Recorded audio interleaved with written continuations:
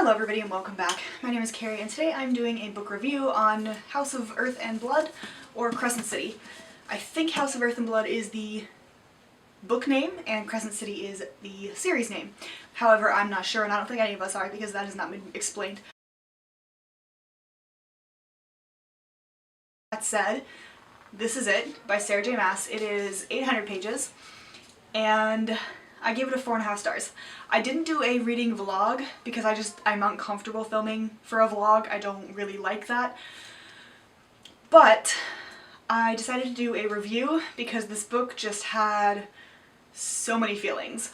Also, if you were wondering where the bright pink curtains came from, again, I am living with my cousin, so this is one of the rooms and this was the easiest place for me to set up, at least for this video. Anyway, this is an urban fantasy about a girl named Bryce and a fallen angel named Hunt. They come together, or really are forced together, to solve a murder of Bryce's best friend. Now, this is going to be all full of spoilers because I can't do this otherwise. The murder of the best friends happens within about the first 50 to 75 pages. And oh my god, my heart couldn't take it, guys, because we get to know them and we get to just see their friendship, and then all of a sudden she is slaughtered in this brutal, bloody, ruthless way, and it just made me want to cry. Did I cry? No, because I don't cry in books often, and this was not enough. But it was, oh god, I loved the setup. To be fair, there is a lot of world building in the first 100 or so pages of this book.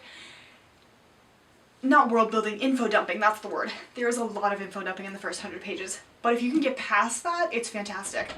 So we watch her best friend get murdered, and then she just goes straight into a downward spiral.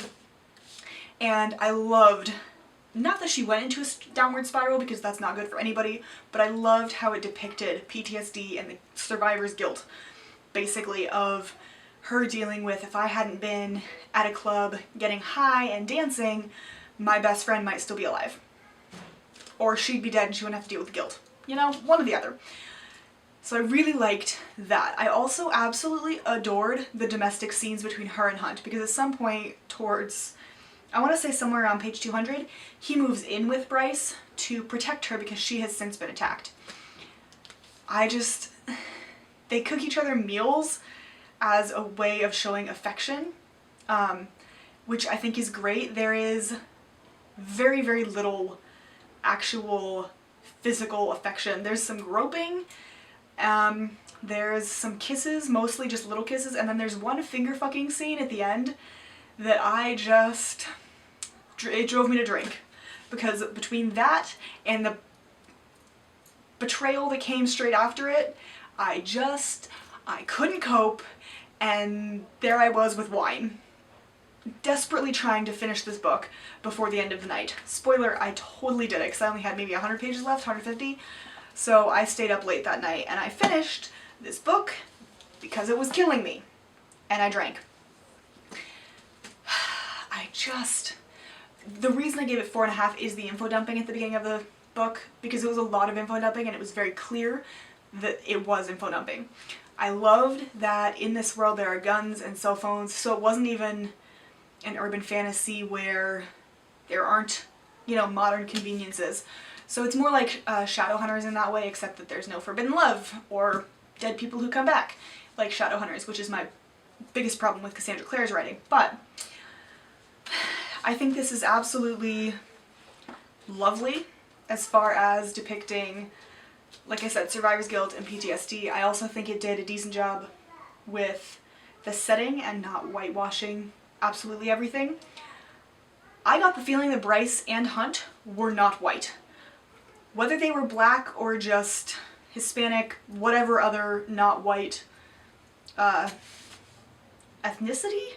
that feels wrong. Race, I also don't like that word, but whatever other color than not white, they were not white. They are very clearly not white. They have golden skin, and in case you haven't noticed, white people have either red skin or just super milky white skin, so they weren't white, which I enjoyed. I loved that Bryce didn't give up her femininity, but she could still kick ass. I liked that she had a very strong personality. I really liked her character growth over the course of it. Like I said, it drove me to drink, which, to be honest, is probably a really good thing for a book to do. I mean, maybe. It depends on who you are and what you think of drinking. I think drinking is fine, but that's just my personal opinion. If I didn't, we wouldn't be here.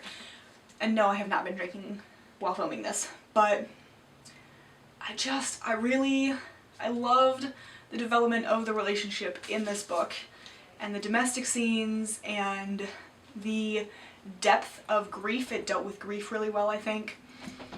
I think it dealt with love in a very interesting way. It is absolutely slow burn.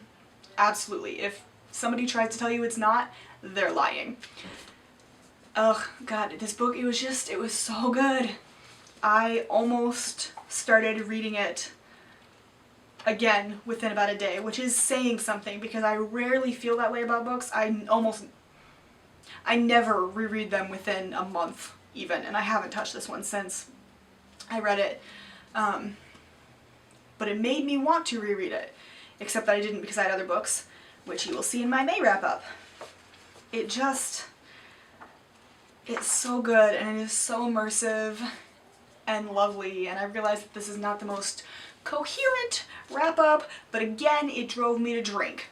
And I was sitting there on the couch with my cousin across the couch while I read this, and she just would look up and laugh because I was making funny faces and biting my nails and squealing because feelings, and then the drinking, and then the betrayal, and then 100 pages to wrap all of this up, and I was so nervous.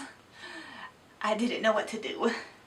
So I finished the book because what else am I supposed to do? But yeah, if any of that made sense to you, or if any of that sounded good, slow burn, domestic scenes, grief, PTSD, badass characters that are not white, this is a good book. This is an excellent book. Read it. I know it's 800 pages, guys, but you will get over it. It flies by.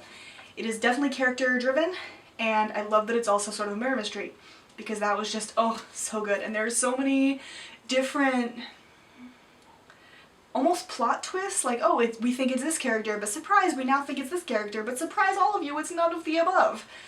And it was, oh my god, it was so good.